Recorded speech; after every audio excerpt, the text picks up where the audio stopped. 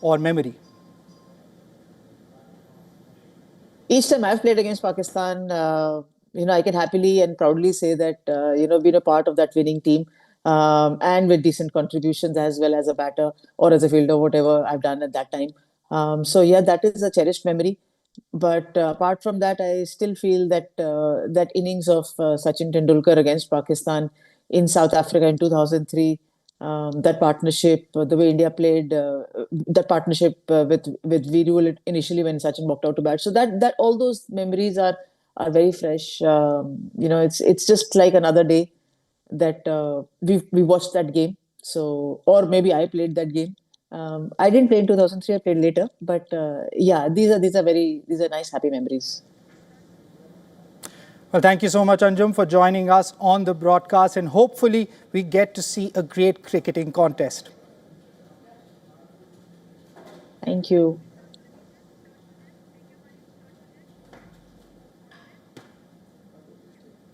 Well, breaking news coming in from Colombo. There was no handshake once again between Indian captain Surya Kumar Yadav and Pakistan captain Salman Ali Agam. After the toss, Pakistan have won the toss and opted to field first. This is the fourth straight match in which the two teams have refrained from the traditional pre-match gesture.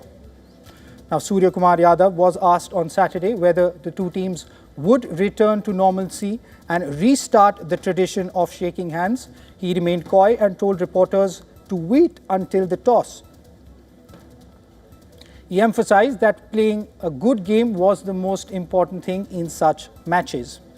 India and Pakistan have refrained from the pre-match gesture since the 2025 Asia Cup group stage encounter. That match was held amid heightened political tensions following the Pahalgam attack and the subsequent Operation Sindoor carried out by the Indian Armed Forces. Pakistan accused Surya Kumar of acting against the spirit of the game. The Indian captain had then explained that a few things in life are ahead of sportsman spirit.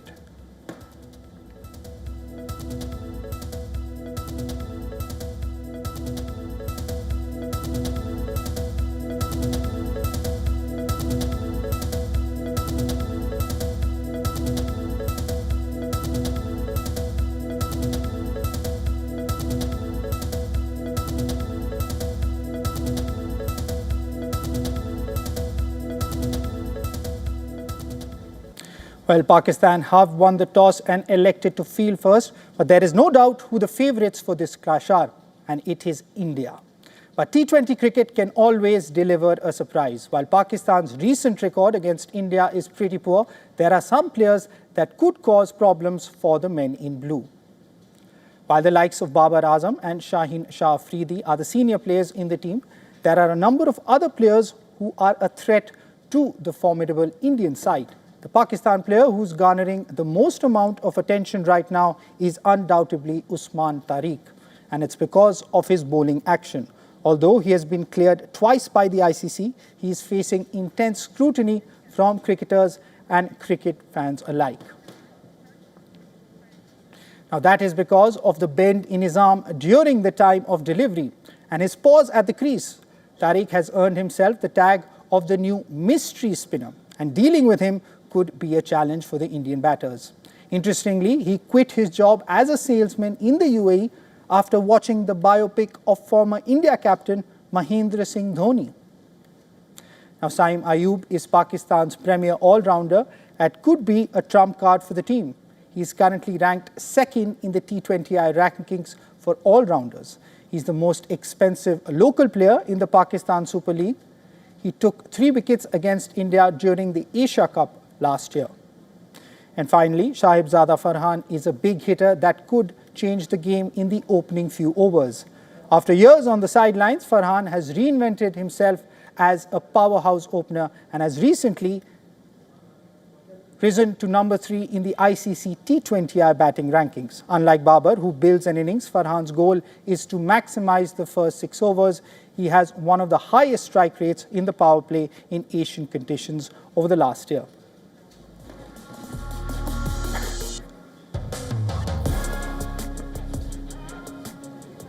Now let's quickly take a look at the playing 11 of both nations. India made 2 changes to their lineup. Abhishek Sharma has returned to the side. Arshdeep Singh has been dropped, with Kuldeep Yadav coming into the team to add spin variety. Pakistan stuck with their playing 11 and made no changes to their lineup. Now this is the Indian 11 that is on your screens right now. Abhishek Sharma has recovered from the stomach bug that he has and he returns to the lineup. That is of course a big boost for India. And of course Surya Kumar Yadav was also coy on his return. He said that Salman Ali Agha, the Pakistan captain, if he wants Abhishek Sharma to play, he will play.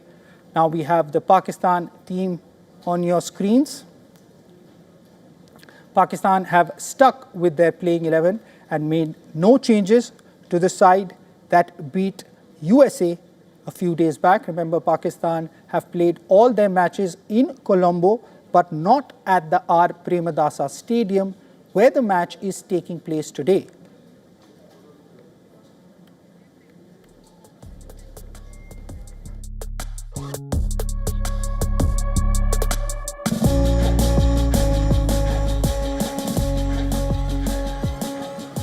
Well, recently there has been a huge gulf in class between the two sides, with India being the dominant force. Let's take a look at a few stats to better understand where the two teams stand and the level of experience as well as pedigree in the two sides. Now, if you look at the average age of the two squads, there isn't much difference, with the Indians having a slightly older average of around 29 as compared to Pakistan's 27. There also isn't a major difference in the cumulative experience of the players in the two squads, with the Indian squad playing just approximately 30-odd matches more than their Pakistani counterparts. But the real difference lies in the achievements of the players in the squad. The cricketers in the 15-man Indian squad have won a total of 14 ICC titles, with 4 players having won 2, those being the 2024 T20 World Cup and the 2025 Champions Trophy, while 10 players have at least 1 ICC title. On the other hand, in the Pakistan team, just 3 players have won an ICC medal. Babar Azam, Shadab Khan and Fakhar Zaman were part of the side that won the 2017 Champions Trophy. Interestingly, they beat India in the final.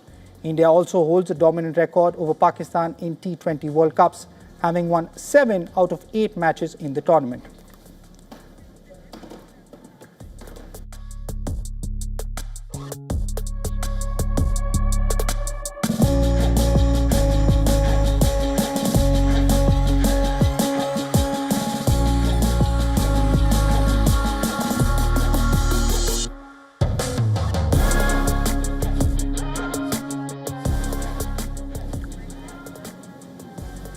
Now, this will be the first T20I clash in Colombo between the two sides since 2012. Notably, the last encounter between the two sides was also hosted at the R. Premadasa Stadium, the same venue for today's match. What happened that day? Let's take a look. The teams faced off in Colombo during the 2012 T20 World Cup. India were coming off a defeat to Australia, but still managed to secure a third consecutive win over Pakistan. Now, Virat Kohli led India to a thrilling victory, contributing with both bat and ball. Batting first, Pakistan struggled and were bundled out for 128 in 19.4 overs. Lakshmipati Balaji took 3 wickets, while Ravichandran Ashwin and Yuvraj Singh picked up 2 each. Interestingly, the then 25-year-old Kohli played a pivotal role with the ball. Yes, you heard that right. He bowled out Pakistan's captain Mohammad Hafiz for 15. Kohli then led the chase, countering the spin threat of Pakistan's Saeed Ajmal without breaking a sweat. Kohli's unbeaten 78 helped India chase down the target comfortably in 17 overs. Kohli struck 8 fours and 2 sixes, maintaining a strike rate of 127.87 during his innings. India won the match by 8 wickets.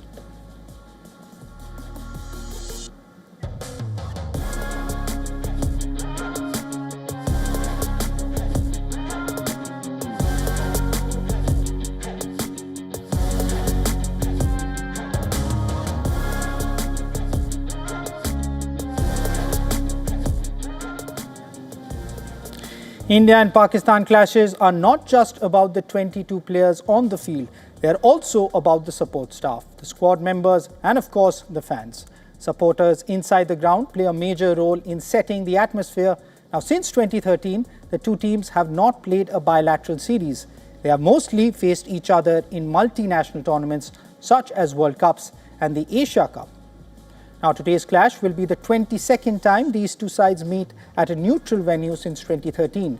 India enjoyed a healthy lead in the head-to-head record, winning 16 of those encounters. Pakistan have won 4 times, with their last victory coming in the 2022 Asia Cup Super 4 stage.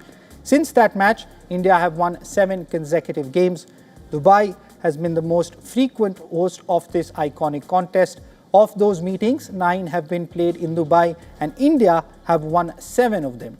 The Indian diaspora in Australia and England has also had the chance to witness this rivalry up close, joined by travelling fans from both nations.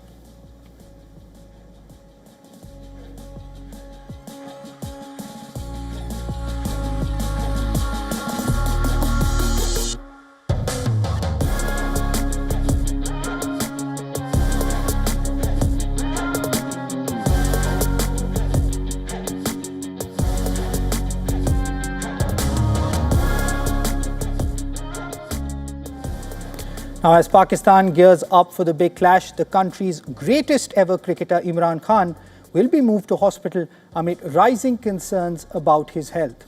He will be shifted to hospital after appeals from the likes of Wasim Akram and Waqar Younis. The former Pakistan captain and Prime Minister is in Rawalpindi's Adiala jail. The Supreme Court of Pakistan was informed that the right eye of Imran Khan had only 15% vision remaining, prompting a strong response from the party and the opposition.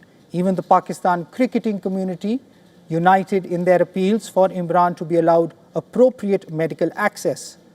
Wasim Akram led the appeals. He said, and I quote, "It is heartbreaking to hear our skipper Imran Khan going through health issues. I sincerely hope the authorities take this seriously and ensure that he receives the best possible medical care. Wishing him strength, a speedy recovery and a full return to good health." Waqar Younis also made a similar call. I'm quoting again here, "Putting politics aside, our national hero who gave us our greatest glory on the sporting field, a cancer hospital which helped so many, including my own mother, is suffering a health emergency and requires urgent treatment. I humbly request the related authorities he gets the appropriate treatment in a timely manner. Get well soon, skipper," unquote. Now, Wasim and Waqar have both hailed Imran as the greatest influence in their respective careers. Imran, of course, was the chief architect of Pakistan's greatest cricketing triumph as he led the team to the 1992 ODI World Cup title.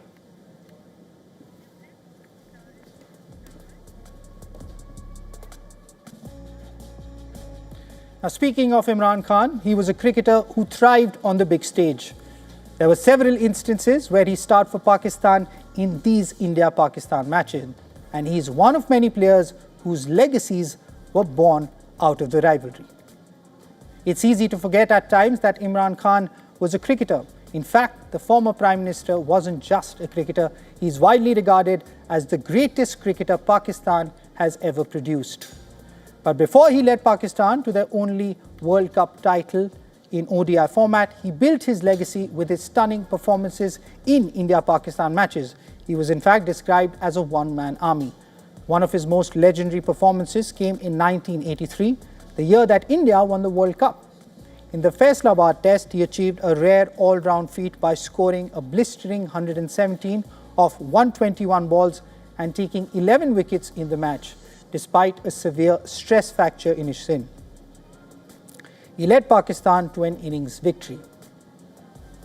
Now let's take you back to 2012, where Virat Kohli was an established player in the Indian team, having won the World Cup a year back, but he wasn't the player we know him as today.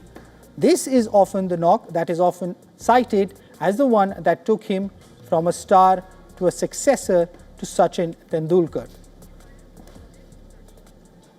Kohli was 23 at the time and produced a knock of 183 from 148 balls that helped India chase down a target of 330 in Dhaka at the Asia Cup. Interestingly, this was also Sachin Tendulkar's final ODI, and India officially had a poster boy.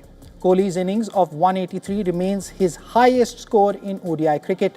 While he has since played several more memorable innings against Pakistan, this was his first and arguably the most special. Another legend who had his greatest moment in an India-Pakistan game was spinner Anil Kumble. The leg spinner was a crucial part of the Indian team in 1999, but this performance in the Delhi Test made him immortal. 10 wickets for 74 runs, it made him a national icon and also helped India win the Test match and thereby draw the series.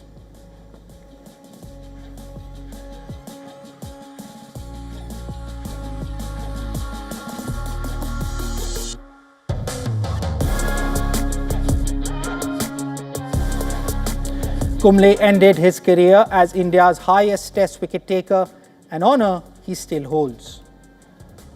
Now, who can forget Virender Sehwag's triple century in Multan in 2004? He became the first Indian to do so in Tests at Multan. He famously hit a six to reach his 300, and his subsequent dominance over the Pakistani attack earned him a nickname that followed him for the rest of his career, the Sultan of Multan. Now, cricket fans of a certain age will definitely remember Saeed Anwar. Before 1997, Anwar was a respected opener, but the Independence Cup in Chennai made him a household name across the border as well. In the scorching May heat of Chennai, he smashed 194 of 146 balls. He broke the world record for the highest individual ODI score and in fact held it for 13 years until none other than Sachin Tendulkar hit the first double century in 50-over internationals.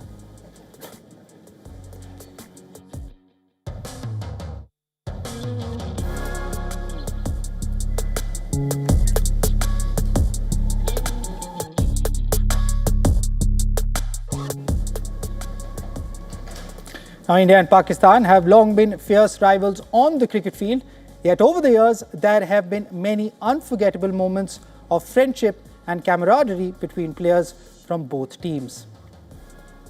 Few will be able to remember this photograph from the 1971-72 World 11 Tour of Australia. Indian wicketkeeper at the time, Farooq Engineer, is seen playfully tugging at the moustache of Pakistani fast bowler Asif Masood, while Pakistani batter Zahir Abbas looks on. It is one of those rare moments of respect and camaraderie between the two sets of players that has been captured on camera. The on-field rivalry between former Pakistani pacer Mohammad Amir and Virat Kohli was always a treat for cricket fans. But Kohli also gifted Amir a cricket bat ahead of their T20 clash in Kolkata in 2016. Amir had requested a bat from him during the Asia Cup, and Kohli remembered and made sure to fulfill it.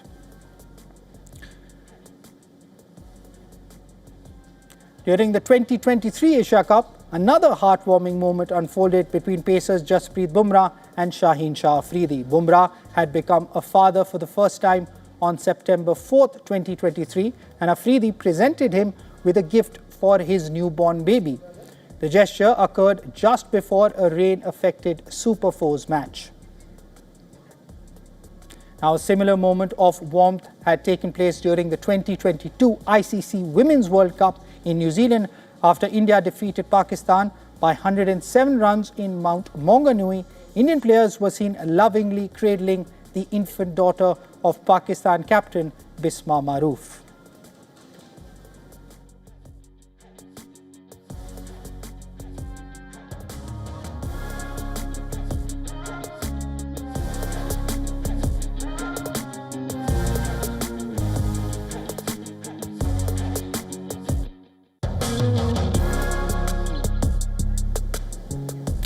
Well, let's cross our fingers and hope that the rain continues to stay away and there is no rain interruption and fans get to see a cricketing contest. That's it on this edition of WION World of Cricket. We'll keep getting you updates from Colombo. Keep watching WION World is One. India! India! India! The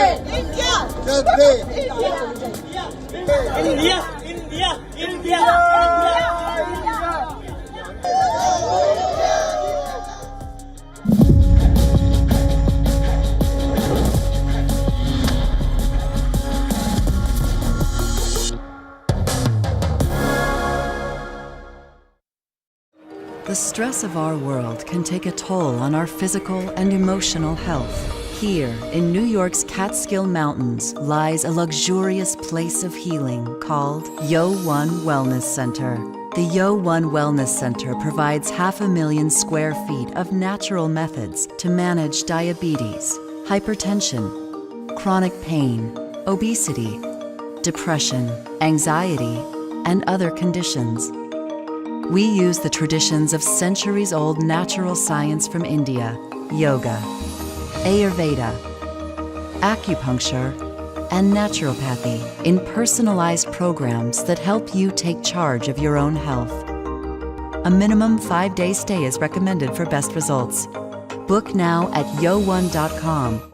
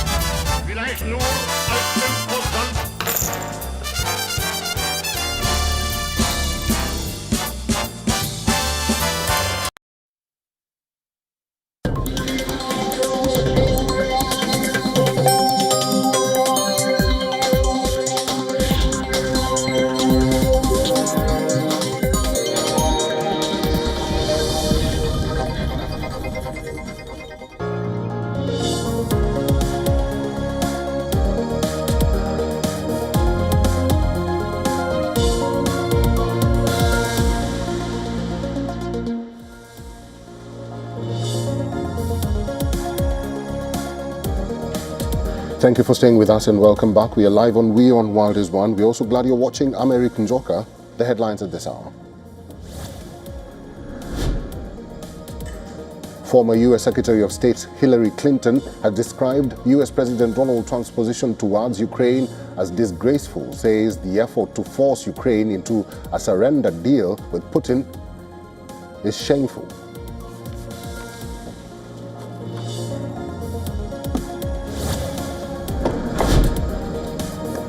U.S. Department of War says U.S. forces conducted a right of visit maritime interdiction and boarding of the Veronica 3, adding that the vessel tried to defy President Trump's quarantine but was struck down.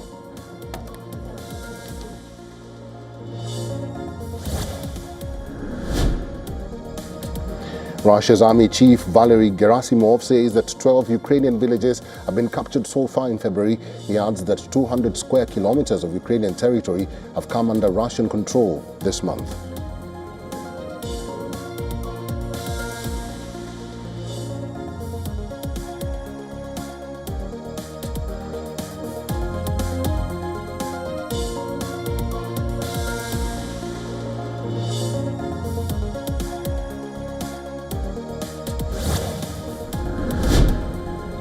Gaza's Civil Defense Agency says Israeli strikes claimed 12 lives, while a military official said the attacks were in response to ceasefire violations.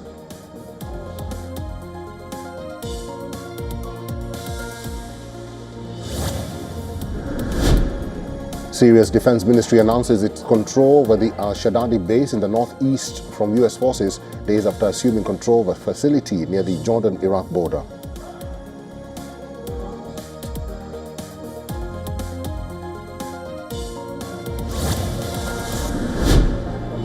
Prime Minister Narendra Modi says that India's newly signed free trade agreement are designed to expand market access for the country's micro, small and medium enterprises. He says the FTAs will benefit MSMEs in sectors such as textiles, leather and gems, among others.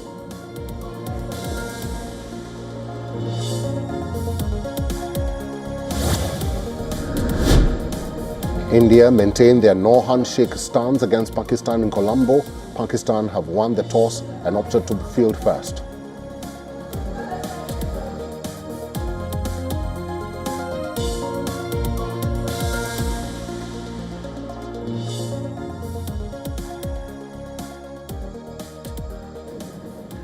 U.S. Secretary of State Marco Rubio is seeking to steady strained ties with Europe while firmly restarting and restating Washington's priorities. This as he moves from Munich into a high-profile tour of Central Europe. Rubio wrapped up his appearance at the Munich Security Conference and travelled on Sunday through Bratislava, launching a two-day visit to Slovakia and Hungary. Both countries are NATO and EU members led by conservative governments with close ties to US President Donald Trump. At the conference, Rubio told European leaders that the US does not intend to abandon the transatlantic alliance, calling America a child of Europe. He stressed shared history and security interests while making clear that the Trump administration expects change. Under President Trump, the United States of America will once again take on the task of renewal and restoration, driven by a vision of a future as proud, as sovereign, and as vital as our civilization's past. And while we are prepared, if necessary, to do this alone, it is our preference and it is our hope to do this together with you, our friends here in Europe. The address marked a calmer shift from Vice President J.D. Vance's sharply critical speech at last year's conference, but while the tone softened, Rubio left little doubt that U.S. policy remains firm. While he offered few specifics, no direct reference to Russia, NATO, or the war in Ukraine was made despite a meet and greet with Ukrainian President Volodymyr Zelensky. Rubio further argued that the post-Cold War global order had reached its limit. German Chancellor Friedrich Merz seemed to welcome the thought. While urging Europe to strengthen its defenses and repair trust with Washington, he also cautioned that even the US cannot lead alone in a fractured world. A gap, a deep divide has opened up between Europe and the United States of America. U.S. Vice President J.D. Vance has said this here in Munich a year ago. He was right in his description. The culture war of the MAGA movement in the United States, is not ours. Rubio's speech garnered reactions from America's home delegation as well. California Governor Gavin Newsom said Trump's action is uniting Europe.